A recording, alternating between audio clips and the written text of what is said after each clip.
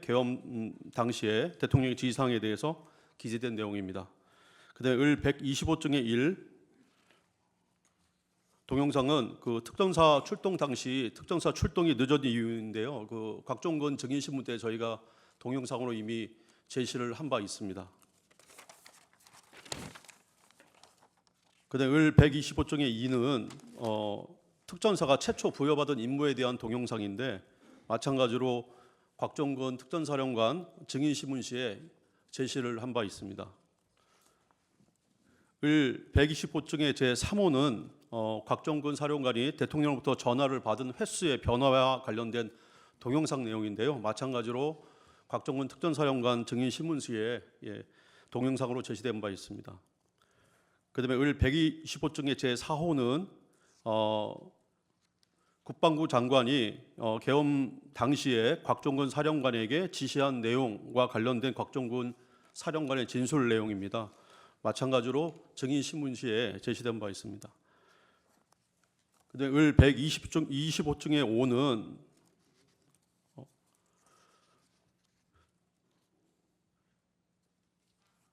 대통령이 10시 30분경에 00시 30분경에 특전사령관에게 전화를 해서 지시를 하였다는 특전사령관 곽종근의 진술 내용이 담겨져 있는 동영상입니다. 을 125중의 6은 김현태 707 부대장이 특전사령관으로부터 지시를 받았다는 내용에 대한 동영상입니다.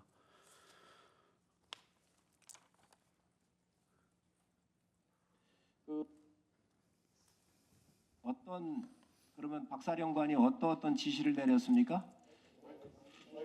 마이크 갖다 드리세요.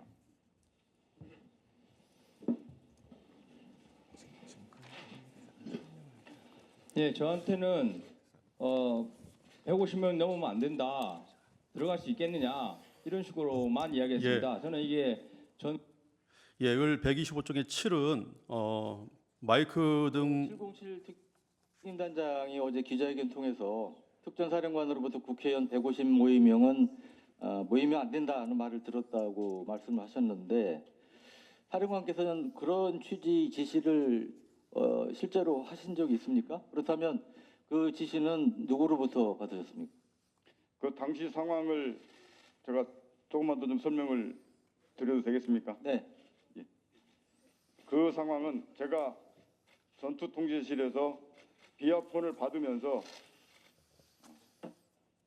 국회의사당 안에 있는 인원들을 100에서 150명 넘으면 안 된다는 이런 내용들이 위에서부터 지시가 내려온 사항들이었고 그 내용이 나중에 알았는데 이 마이크 방송이 이렇게 켜져 있었던 것 같습니다. 정지해 주십시오. 125중의 7은 마이크를 통해서 특전사령관이 지시를 내린 바 없고 마이크를 통해서 국방부 장관 또는 대통령의 지시사항이 이하부대에 그대로 전파됐다는 특전사령관의 발언입니다. 그다음에 125중의 8. 네, 본 의원이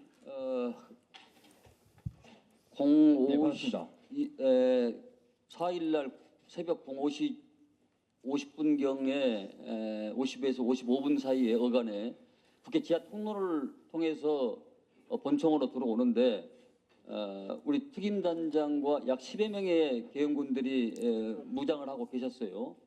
그런데 왜 그 당시에 본 의원을 제지나 또 체포하지 않았습니까?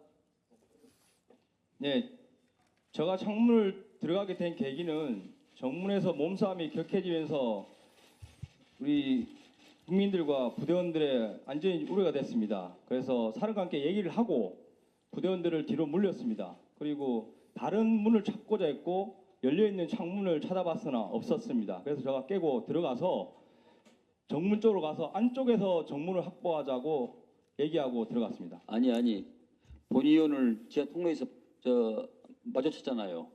예, 그렇습니다. 그때 상황 판단이 어떻냐 이런 얘기. 저는 이제 의원님 알기 정지해 때문에 주십시오. 125중의 8은 국회 본관 진입 시에 707 부대장이 진입하는 과정과 임무에 대해서 설명한 내용이고 당시 시민들의 안전을 위해서 창문을 깨고 들어갔고 주요된 임무는 국회 본관 현관을 정문을 확보하는 것이고 마찬가지로 국회의원 체포 지시가 없었기 때문에 안기백 위원과에 대해서는 아무런 조치를 취하지 않고 인사만 하고 지나쳤다는 내용입니다.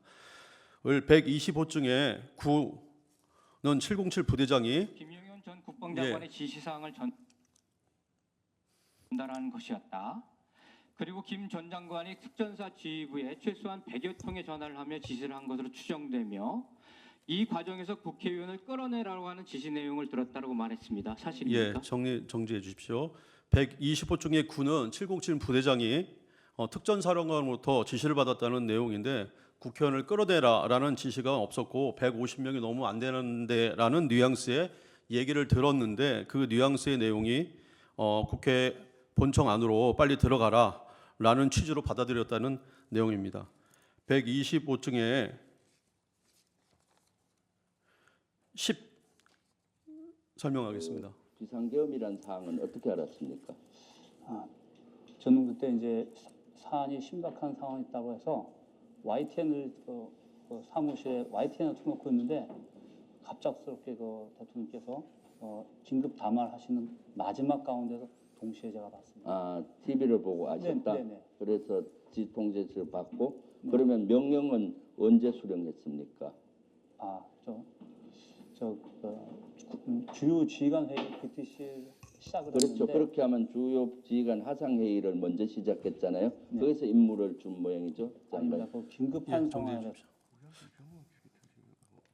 예, 125중에 10호는 이진우 사령관이 최초 지시를 받은 내용이고 계엄 발령 시에 최초로 지시받은 내용은 국회로 가라.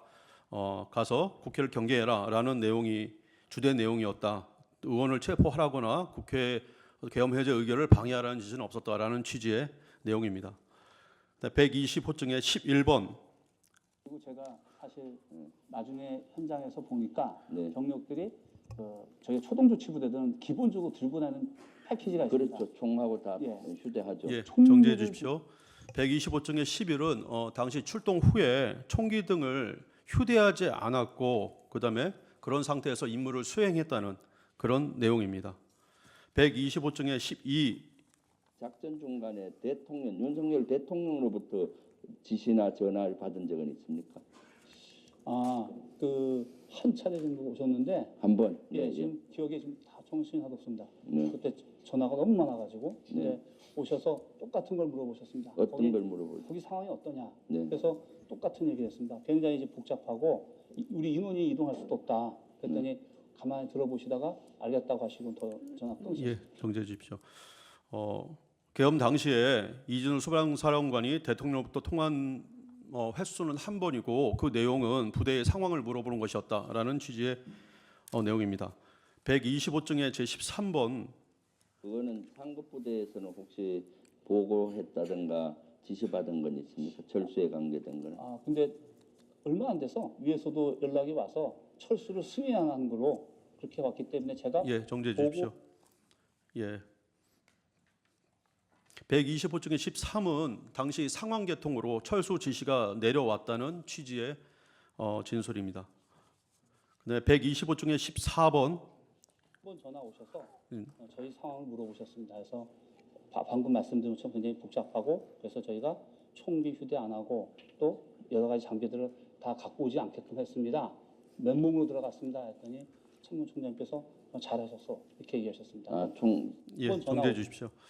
예, 당시 총기를 휴대하지 않고 임무를 수행한 점에 대해서 계엄 사령관에게 보고를 했고 그 이행에 대해서 계엄 사령관이 잘했다라고 회답을 했다는 내용입니다.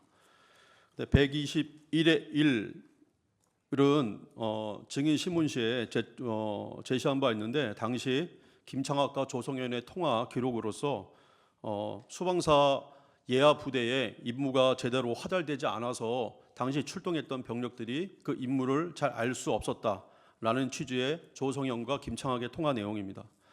121호증의 2는 이준우가 김창학 군사경찰단장에게 지시를 한 내용으로서 국회 본청 지휘로 이동을 해서 경계를 하고 만약에 민간인이나 기타 여타 사람들이 군인들에 대해서 위협을 가할 경우에는 체포를 해서 끌어내라라는 지시를 하였다는 통화 내역입니다.